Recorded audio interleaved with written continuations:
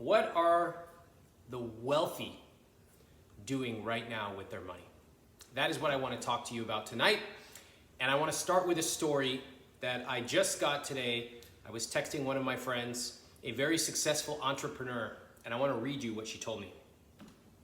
One thing I did when this started was delete all my shopping apps. I took all the money I would have spent and redirected it to every hourly worker in my life. Housekeeper, hair, nails, trainer. Also made a big PPE donation. It's hard to take action with anything other than money right now. I've been trying to send groups emails to high net worths telling them to donate as social pressure. Some of the wealthy people I know are paralyzed with inaction. I donated $20K to this PPE thing, and the organization was freaking out that they didn't have an org set up for the tax deduction. People are dying. She texted me in all caps. I'm not thinking about that right now. I spent the day speaking to several friends of mine, people I know who have significant net worths, and I asked them what they're doing with their money. And I'll share some specific examples. Some of them will really surprise you. One of the biggest surprises I had is that the wealthy have the same concerns as everybody else, but they often handle it in very different ways. So I'd like to start off with one of the concerns that everybody has first, which is safety. Safety first. And the questions that some of them asked was, is my family taken care of? One person said, first thing I did was Venmo my brother. Another person said, are all my affairs taken care of if I get sick? See, many of the people that I spoke to have considerable complexity in their lives. They run businesses, they have multiple accounts, they have all kinds of transactions happening at all given times. So there are lots of issues that they wanted to button up. Some of them were lots of emails to their finance people, their lawyers, making sure their accounts were accessible if they were hospitalized, making sure their will was updated. And in general, one of the key things that I heard from people was any big transactions they were currently considering, they just stopped immediately. Everybody hates uncertainty, but in particular, wealthy people with their money hate it.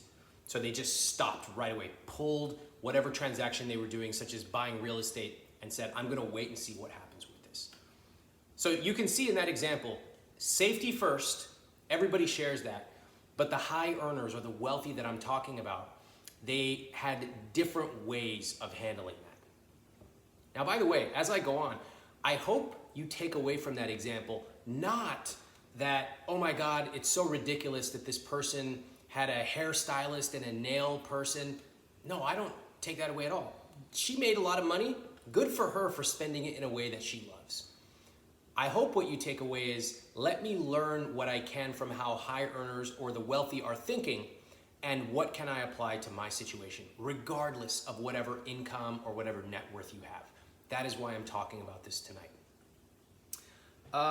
Staying consistent. So one thing I notice is that the wealthy have the same fears, again, that everyone else has. They're impulsive, they get scared of the market. Some of them have advisors to help them stay calm. One friend said, I want more cash to keep living large or living at his lifestyle, even at the expense of not buying into market dips. It hurts to sit on cash, but it removes my anxiety of regular market moves to know that I have several years on standby. So what this person is saying is, he knows he's probably losing money over the long term by sitting on a bunch of cash, but he's anxious. And he doesn't like to see the market going up and down every single day. So he's just resolved, I'm gonna try to cut down on my media consumption, and I'm gonna sit on this cash, this large amount of cash, knowing that I'm probably losing it over the long term, but in the short term, at least, I feel good. Another friend told me that he has lots of cash saved, even physical cash in his house, because you just don't know what will happen. In fact, there was an ultra wealthy group that one of my friends told me about where they not only saved up a large amount of physical cash, but kept small bills. Because if they had to go out and buy, for example, water bottles, They don't want to only have $100 bills. This is a crazy thing I would have never thought, but I want to share these examples with you so you know what's going on behind closed doors. Okay? This is the kind of stuff that is never talked about, because if people talk about this publicly, there's a lot of pitchforks. But the fact is, there's a lot of people in the IWT community and beyond who have saved, who have invested, who have great jobs or their own businesses, and have built up considerable net worth. So tonight, that is why we are talking specifically about their concerns and how they are handling it. Let's talk about growth.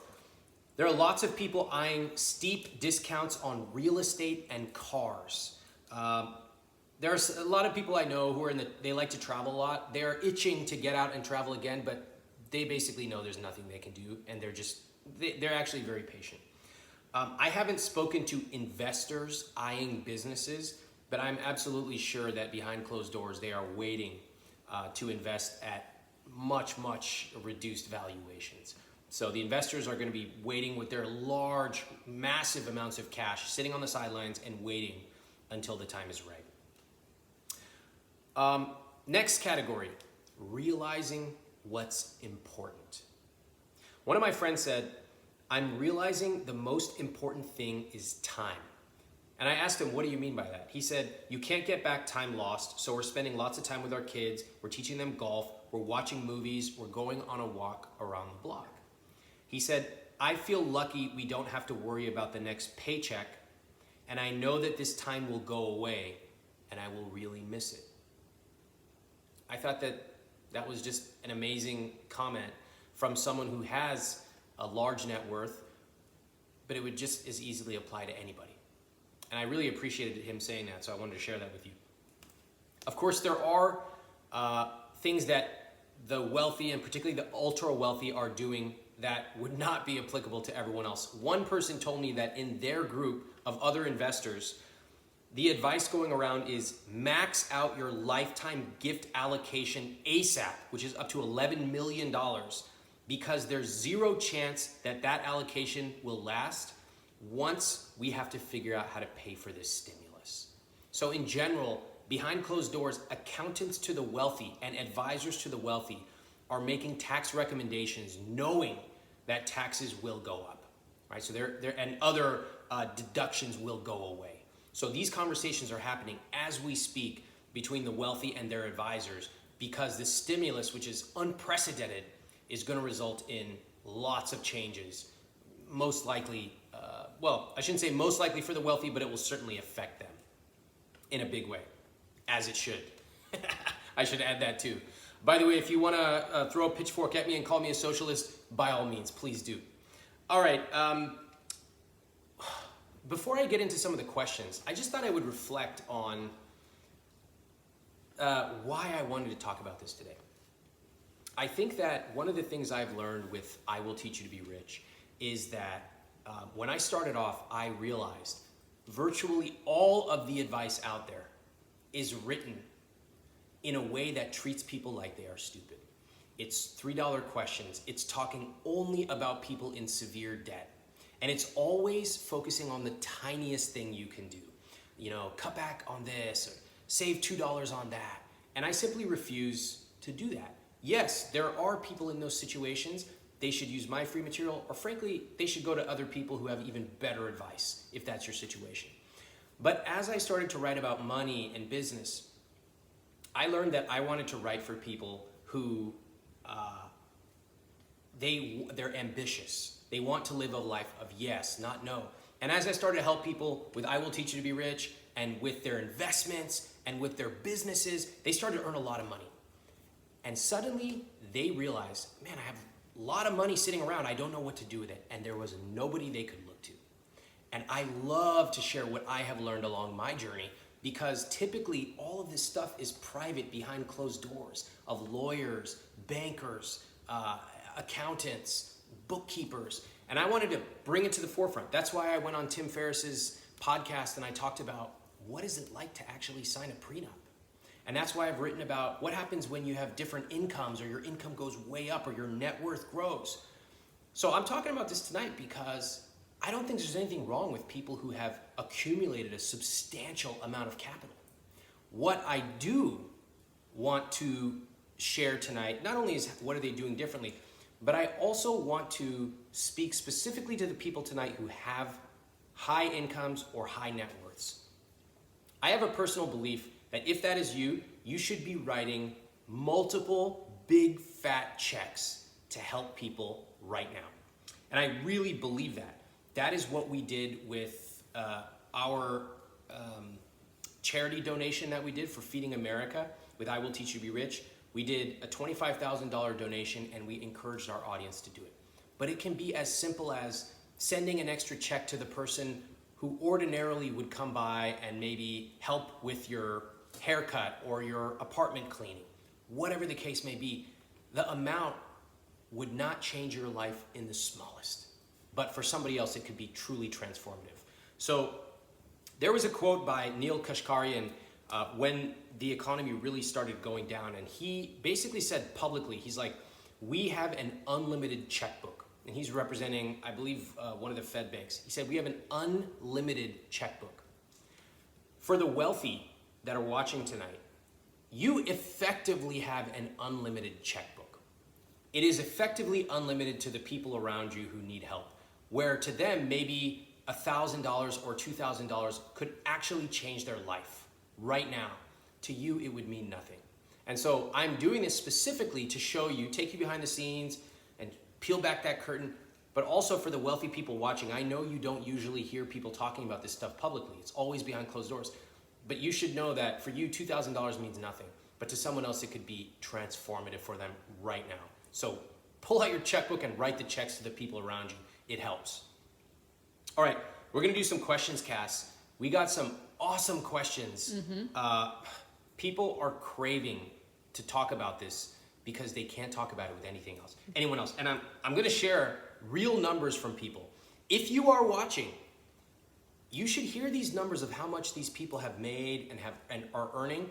And you have two choices when you hear them. You can say, oh my God, that's crazy, I can't believe it, that sucks, all this. Or you can say, how does somebody make that kind of money? What can I learn? And let me listen to the type of questions they're asking, because if you do that, you too will have questions like this. Here's a person who says, we bring home about $110,000 per year. Our net worth is about $1.6 million. A third is in the house, half is in retirement. My husband and I have a year of emergency fund cash. We're still able to work from home and haven't lost income, but I'm worried about my dad, who's self-employed and his job might not be doing well. They don't have any income and I don't think they have much savings. I want to help them out if they need it.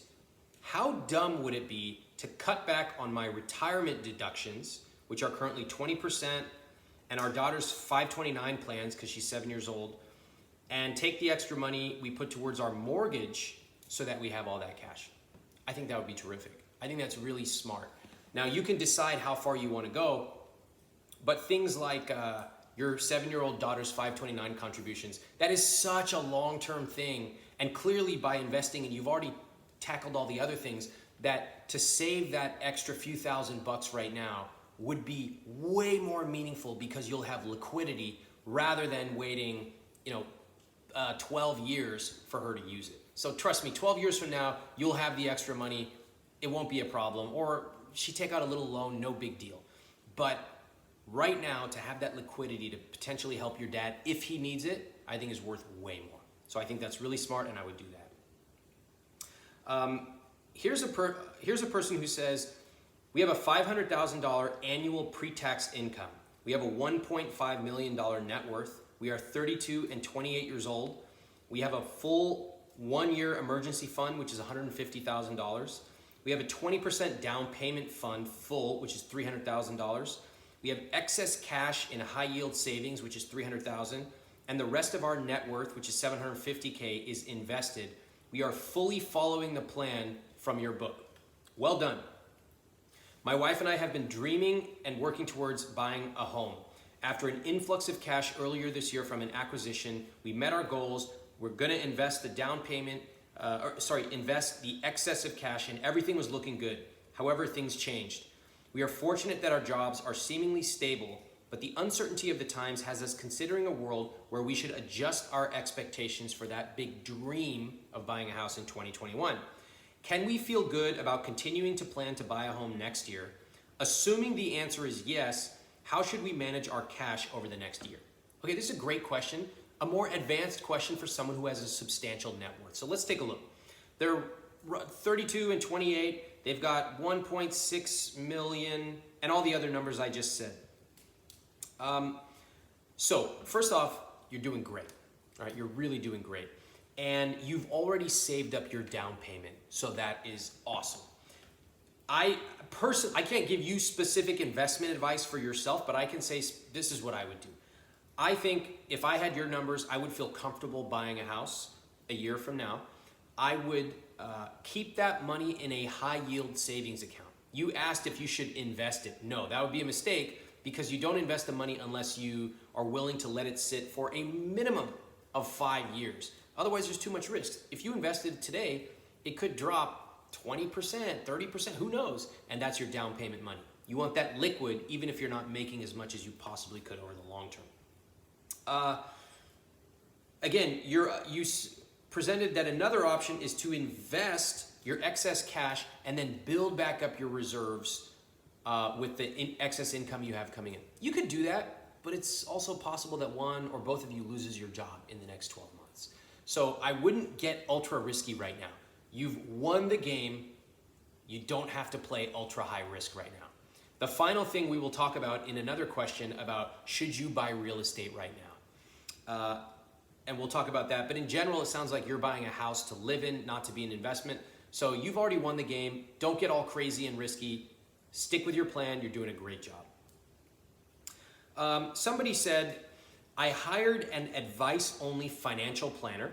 Should the deliverables be audited by 2 other planners? Okay, this is a great question. So here we have someone who's so diligent that he's built up a substantial net worth. Not only has he decided to hire a advice-only planner, which is great, at a certain level of net worth or complexity, you certainly can hire an advisor, one who charges you a fee only, not a commission, but a fee only to come in and make sure all the little things in the margins are buttoned up, okay? I've done it.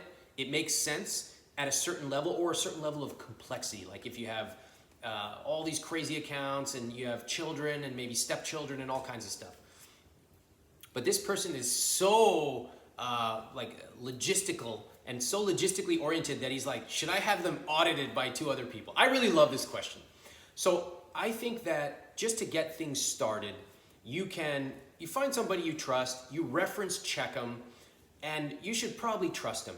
I wouldn't be afraid once a year, certainly at the end of the first year, or maybe once every 3 years to have a second set of eyes take a look. It never hurt. It's going to cost you a few $1,000s, which is nothing to you. But if you really want that comfort, certainly you can have an outside third-party firm come in and audit. No problem. To others, that might sound crazy. I admire you for even asking the question. I don't think you need 2 other people to audit the plan right now. You find somebody you trust, it's probably going to be right, but if it'll make you feel more comfortable, you can certainly have another third-party auditor later. Here's another question. What are long-term growth strategies for a newborn child who's 3 weeks old? It's a good question. So there are a lot of options you have. You have a 529, which is really common. You have trusts, and these are things that would be best discussed with your accountant and possibly your lawyer. A good accountant will have references to a lawyer and vice versa as well. So at these levels, especially if you have a big net worth, you want to be thinking about efficient tax planning, etc. I don't know why I answered this question tonight. I don't know, talk to an accountant. All right. Let's see here. Okay. And then we'll take some questions if we have any that are relevant, Cass, from tonight. Yeah, type it in the question box. It's on the lower half. And no, we will not be answering what our favorite cooking seasoning is. Oh my God, some of the questions tonight. I was like, do you guys understand this is for high earners? We're not talking about taco baking seasoning. soda. Or I don't even, what is it, baking soda even? Why are you asking this question? Here's another pre-question that came in early, which typically determines the quality, as I've discovered. I've just accepted a job offer that includes a life-changing bonus and salary. And she adds, yes, it's possible even now. Okay, are you listening? Yes, it's possible even now if you are a top performer to land these jobs, just so you know what's going on in the marketplace. The 1-year emergency fund for the family is taken care of. I'm struggling with what to do with the leftover savings. The majority is going towards the basics, fully funding retirement, index funds, donating to meaningful causes. Given the economic turmoil though, I'm wondering how to think about finding other high leverage opportunities, either to do social good or to increase returns. And FYI, household income is about 500K. Okay, I love this question. So this person's saying, I have excess cash. What should I do with it? I want to do good. I also want to get some returns. Perfect. Let's talk about it. This is exactly what I love to hear. So on the social good side, one thing that I have learned is find an organization that you support and contact them. Tell them, I want to donate a substantial amount. They will have somebody from Corp Dev on the phone with you within 2 hours, okay? Do it and tell them, this is how much I want to donate. Can you guys offer me any advice or any resources to help get even more donations? One of the things that we learned when Cass and I did a fundraiser last year, and we did this IWT fundraiser just a couple of weeks ago, was it's one thing to write a check, but it's even more meaningful to get the people around you to contribute. And this is the key insight of charitable giving that I have learned so far. And I'm very new to this, but I would say over the last few years, we've raised close to $500,000 for different causes, maybe 400K. And so, like, you could write a check, great, but it's even more powerful to get the people around you to contribute something. Why? The people around you probably are not going to contribute as much as you, but by getting them to write even a $50 check or $100, even $10, you're starting to change their mind to realize, wow, I can actually write a check and make a difference. And if you can do that with the people on your Facebook page or your Instagram or your family, suddenly you haven't just written a one-time check. You've actually planted the seeds with maybe 50 people or 100 people. And even though their amounts are smaller, they might continue giving and they might help other people. So I find that to be incredibly meaningful. Write a check, by all means, write a big check, but try to get the people around you to contribute something as well. Tell them that you'll match their amount up to 20 grand, okay? And I want to give a special shout out to one of my coworkers, Nazrin, who heard on a Monday all-team call where I told them I was so proud to work with the team and that IWT was going to donate $25,000. And she came up with the idea of saying we should also encourage our list to donate. I didn't do that. I didn't even think of that. She came up with it and she said, I think we should do this. What do you think? And I said, that is a great idea. And that was the genesis of us sending the email out and posting on social media and getting other donations from our community, which actually contributed even more than the 25K we were going to do. So I'm thankful to Nazareth. Thank you very much. The second thing is, what should you do to increase your returns? Okay, you have a couple of options here. The option I like in general is to take the investments I've been making and just do more of them, lots more. So whatever you've been contributing, let's just pick easy math, $5,000 a month. If you have the capital, double it. And double it for whatever time period you want to dollar cost average in. It could be 6 months, 12 months, 18 months, whatever the case may be. So that's one way you can increase your returns if you believe that the market will eventually go up. I believe it, but that's up to you to decide. The second thing you can do is that I have some friends who are choosing specific individual stocks right now, and I typically don't encourage this, but if you've got your portfolio fully built out and diversified, I've always said take 5 to 10%, have some fun with it. So they're looking at stocks and they're kind of just like trading, they're picking things that look interesting, and they're seeing companies that are like classic American companies that are down 20, 30, 40%, and they're saying, whoa, this is a bargain. But remember, the people picking individual stocks, which I ordinarily do not encourage, have already built out their entire portfolio. They've finished the I Will Teach You to Be Rich plan. They've even finished usually the advanced personal finance course that I have, which takes you even more in depth. So don't start picking individual stocks unless you're at that level, all right? Cass, how's the questions looking over there? We have a few, but I think you should also talk about the course that you have. This Oh, is a good APF? time to do it, yeah. Even with partners and stuff. Okay, so once people finish the I Will Teach You to Be Rich book, think of how far you've come. You have your savings accounts automated, your checking accounts, your investments are all going probably into target date or index funds. So a lot of people are like, okay, I did it. Like, what's next? And some of those folks have substantial incomes or they have cash just sitting around. They're like, what else is there besides these, low cost funds? And basically they say, Ramit, what do you do with your money? That's what they want to know. So I created another program called Advanced Personal Finance. And this has two key parts to it. The first is, what do I do with my money? So how do I leverage the advice of advisors? How do I set up my meetings? What things have I changed from the I Will Teach You to Be Rich system because my net worth increased? And I also want to delegate certain decisions. That's part one of the program. So I show you specifically what are some tax minimization strategies, what are some additional opportunities you have to invest, what are some things you're not thinking about. And typically if you're of a substantial net worth, one of those things can pay for the price of the course like 50 times over, right? So it's a no-brainer to do. Personally, I consider the second part even more interesting, and that is the psychology of the wealthy. What do you do once you have accumulated money?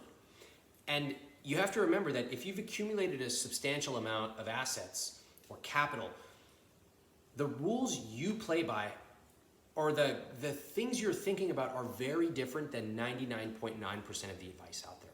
Most people would say, you should drive extra if you're going to save $100, or you should spend a bunch of time looking to save $500 on a car. But if you have a net worth of $2.5 million, it might not be worth it for you to save $100. Similarly, you will not find typical advice about where to spend your money, which is something I had to learn on my own. Everybody talks about saving, nobody talks about spending. So I share these at a more advanced level, and it's like being in the room with other people who just get it. It's like tonight.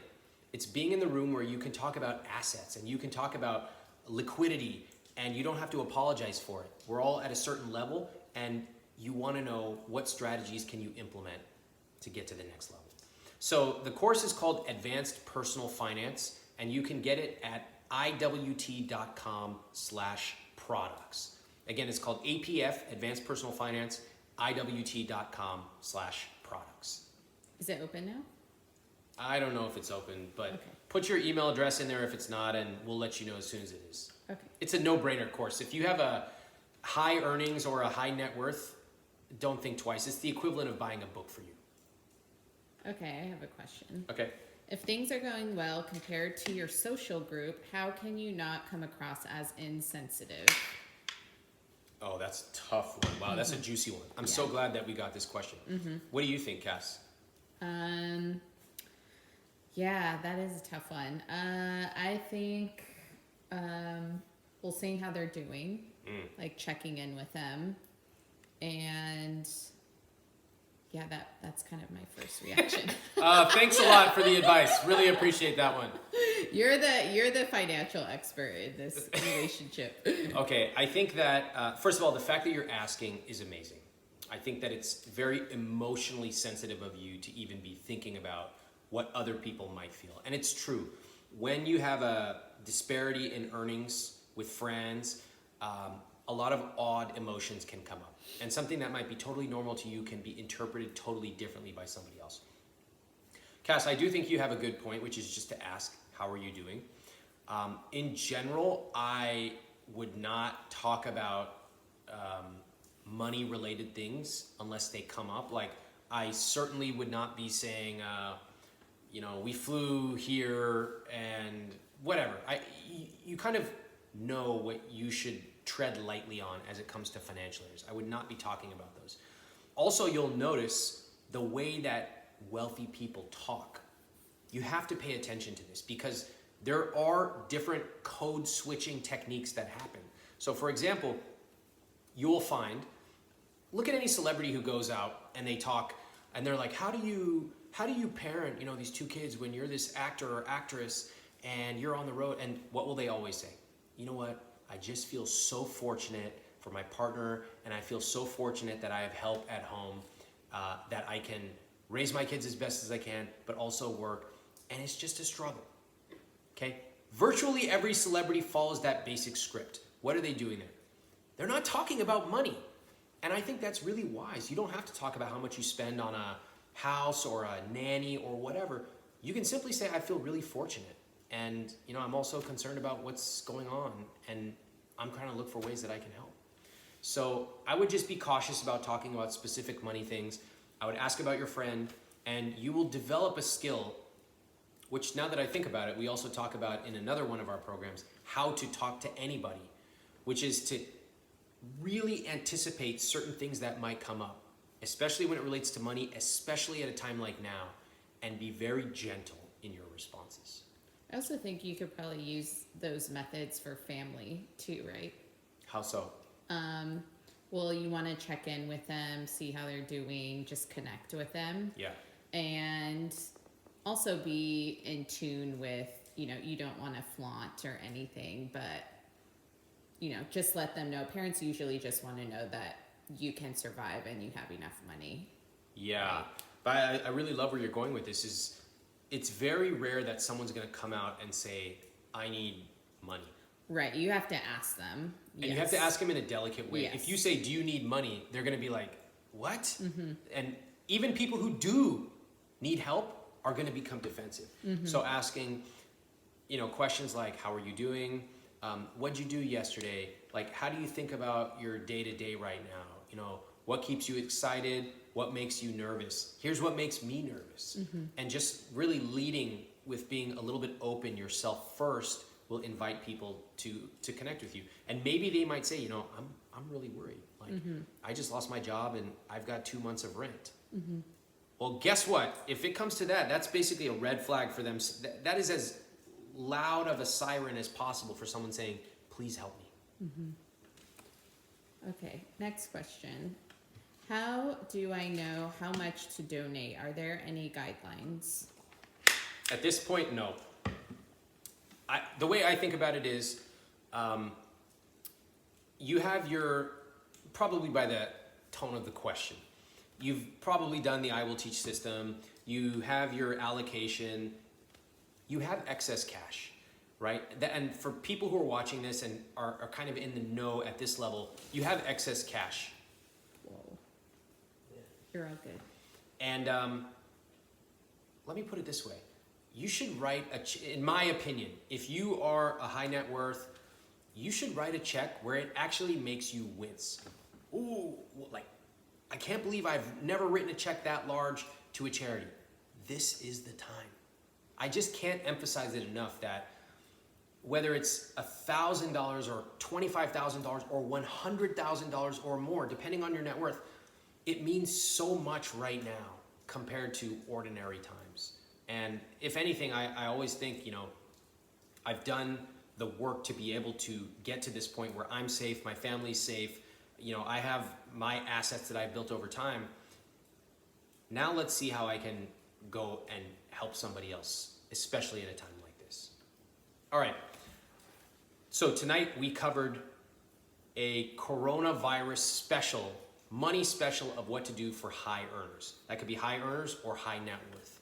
Notice that some of the stuff we talked about is not typically talked about, right? Things like making sure all your accounts are accessible by contacting your accountant, updating your will, making sure you're thinking about liquidity. And in certain cases, this one group that I mentioned, they have taken out physical cash in small denominations, okay? I'm sharing this with you not so that the wealthy can flaunt it. I don't think there's anything wrong with people who have accumulated a substantial amount of assets and they've done the work. What I want to share with you is, first off, generally they have the same concerns as everyone else. Am I safe? Am I going to lose everything? Are there opportunities to grow? But they're doing it in different ways. Sometimes they have advisors. Sometimes they're hiring auditors to audit their planners, okay? They're thinking about things in a different way. Personally, I love hearing this kind of stuff because you can't get it anywhere else. Nobody talks about this. So I choose to interpret this by saying, wow, that's cool. What can I learn from that? Not those people are evil, right? I Will Teach You to Be Rich works whether you're starting off or whether you've accumulated millions and millions of dollars. No judgment about either side of that. I hope you will share this with friends. I hope you will follow me and tag other friends so they know. I'm on Instagram at Ramit, and I'm on YouTube at Ramit Sethi. Thank you, and I will see you tomorrow night.